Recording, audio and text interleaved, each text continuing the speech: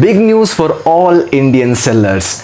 Etsy has finally started its onboarding process in India, and there are a few updates which you need to keep in your mind in order to open your Etsy store in India, which I'm going to discuss in this particular video. Hey everyone, welcome back. In one of my previous videos, I have mentioned that Etsy is going to start its onboarding process in India very soon, but unfortunately it took a bit of time. We have been waiting for 1.5 years to Etsy to come back to India, but finally it's happening. Although this video is a bit late because the onboarding process has started a week ago, I couldn't able to make a video on that, but finally it's happening. The onboard is officially open in India. But the process of creating an Etsy store has completely changed. New rules and new regulations have been implemented. But do not worry, I'll dedicate a video on step by step of how to create an Etsy store after the onboarding process in India. Talking about the updates, GST has become mandatory. So previously it was able to register your store without actually using the GST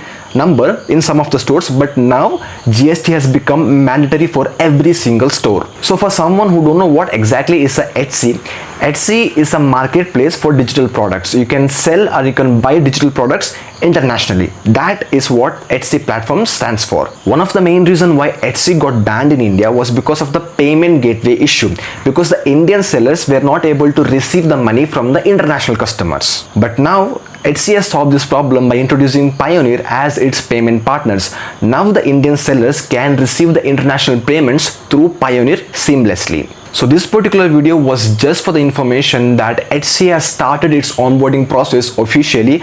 I will create a video dedicated to how to set up your store and how to create store on the Etsy following all the rules and regulations. So if you want that video, stay tuned with us by subscribing to the channel. So if you got any doubt, leave them in the comment section. I will be answering them personally. Till then, I'll see you next time. Keep hustling.